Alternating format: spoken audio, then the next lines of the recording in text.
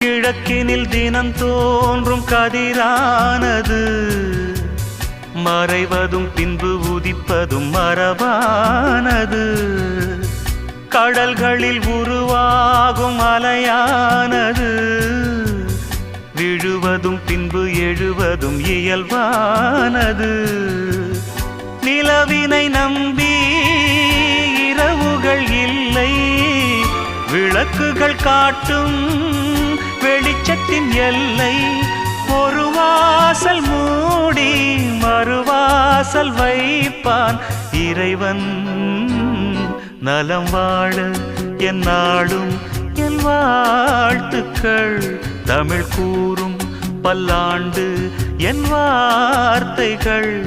இளவேனில் உன் வாசல் வந்தாடும், இளந்தென்றல் உன் மீது பண்பா